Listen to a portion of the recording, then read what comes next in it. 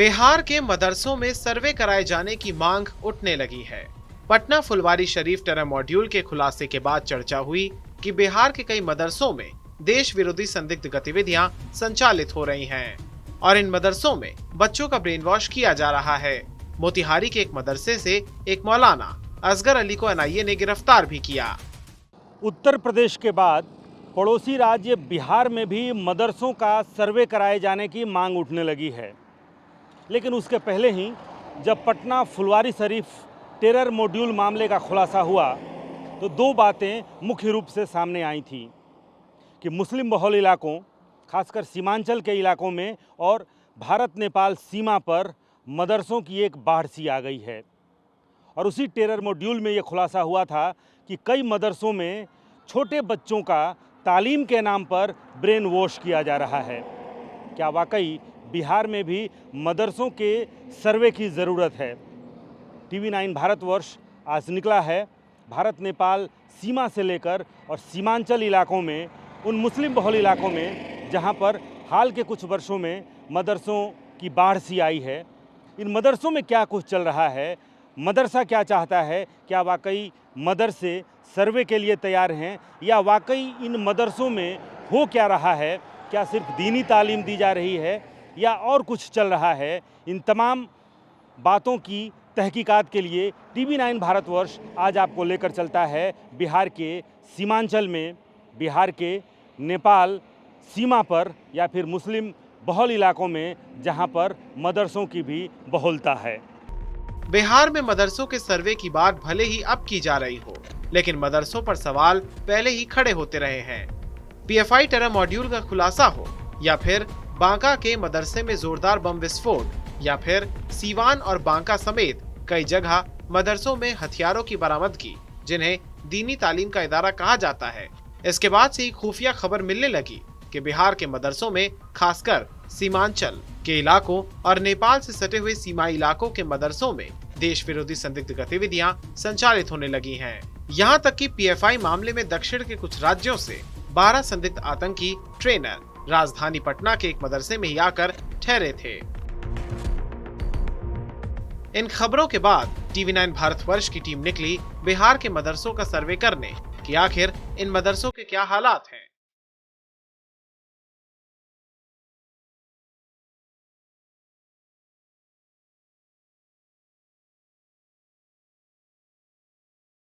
बिहार में सिर्फ 1924 ऐसे मदरसे हैं जो सरकारी रिकॉर्ड में हैं और जो मदरसा बोर्ड के तहत संचालित होते हैं।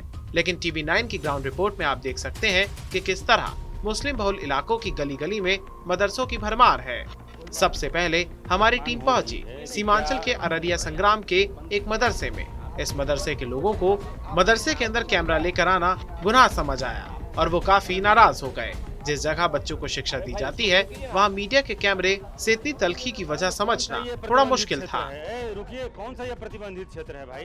कुछ नहीं कैमरा आके हम अभी कुछ कहेंगे। बंद कीजिए ना, बंद कीजिए भाई, उसको आप चालू नहीं, कोई बात नहीं होती। जो मांग हो रही है कि क्या मांग नहीं हो रही, आप इसको बंद कीजिए। आप इसको बंद कीजिए ना, ऐसे आप परमिशन दिया आपको किसी ने कि ऑथराइज लेके आना है, बंद कीजिए इसको। आपको बोल रहा ऑफ करने। अरे भाई उसको बंद कीजिए ना आप। बोल रही है अरे तो कौन सा ये प्रतिबंधित क्षेत्र है? रुकिए, कौन सा ये प्रतिबंधित क्षेत्र है भाई? हम पूछ रहे अभी आठ मदरसा से घूम के हम आ रहे हैं। नहीं रुको, इसमें कौन सी बड़ी बात हो गई? अरे ऑर्डर लेने की क्या जरूरत है?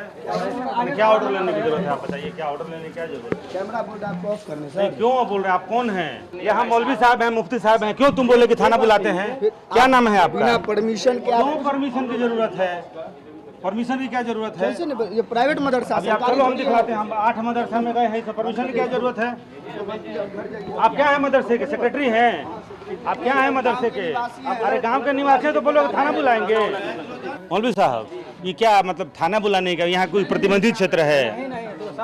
ये कोई प्रतिबंधित क्षेत्र है? यहाँ आकर हमने कोई गुनाह किया है? नहीं, हम ये बोले कोई सर हम कोई गुनाह किए हैं? ये कह रहे हैं थाना बुलाएंगे, आप कैसे घुस गए? फिर किशनगंज, पूर्णिया से लेकर नेपाल की सीमा से सटे मधुबनी जिले के कुछ मदरसों में भी TV9 की टीम पहुंची।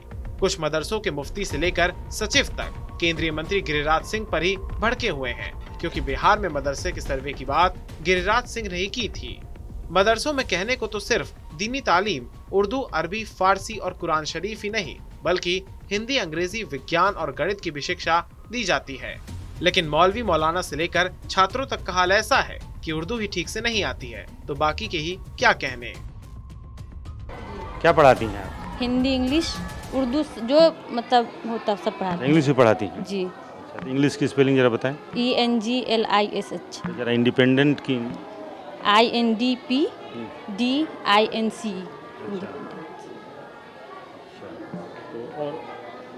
साइंस भी अभी पढ़ाती हैं?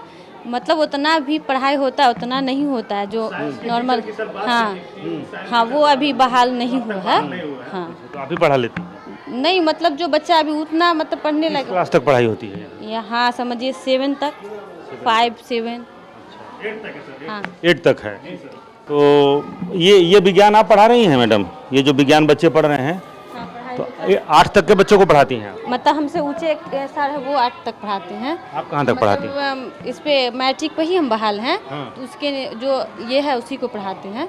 हमसे ऊंचे एक सर है, वो जो इसका मतलब थोड़ा सा इंजरी हो गया तो वो नहीं मैट्रिक में भी तो साइंस में पढ़ना है ना, पीरियोडिक टेबल पढ़ना है ना, तो जरा पीरियोडिक टेबल सुनाइए। हाँ।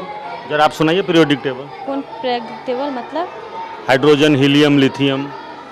उतना अभी तो हमको याद नहीं है, थोड़ा सा हलबलाहट दिमाग से उतर जाता है। जरा इथेन, मीथेन कुछ सुनी है?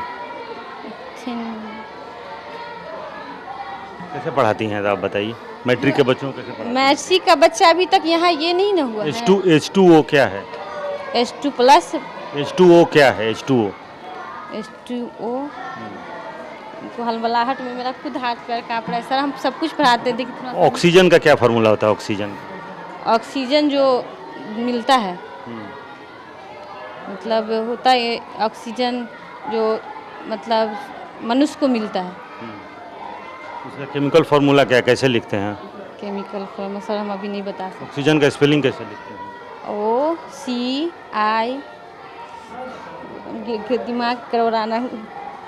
केमिस्ट्री भी पढ़ाती होंगी ना बच्चों को? मतलब ये सब चीज़ अभी पढ़ाई नहीं होती मैंने केमिस्ट्री पढ़ाती है ना? या ये सब कुछ पढ़ाई नहीं होती। केमिस्ट्री भी नहीं पढ़ाती हैं? कुछ नहीं। आप पढ़ी हैं केमिस्ट्री? पढ़े होंगे बहुत जरा टाइम। केमिस्ट्री के स्पेलिंग बता दीजिए।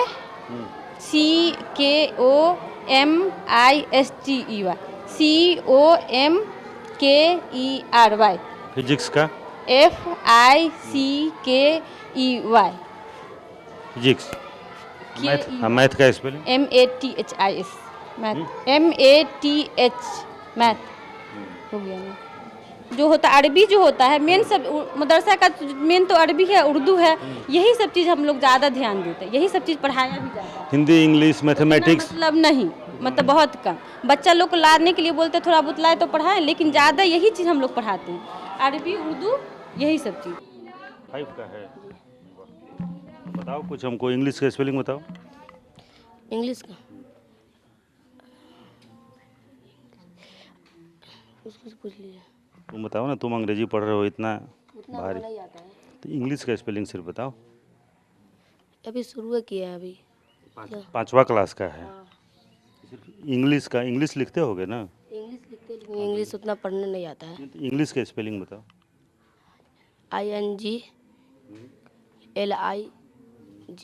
आप बताइए।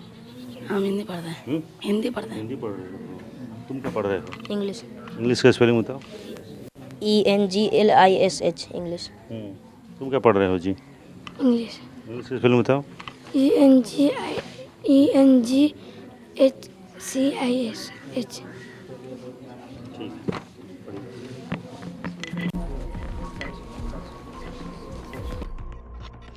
कहीं एक कमरे में ये मदरसा संचालित हो रहा है तो कहीं मदरसों में मेहमानों को ठहराए जाने की व्यवस्था है।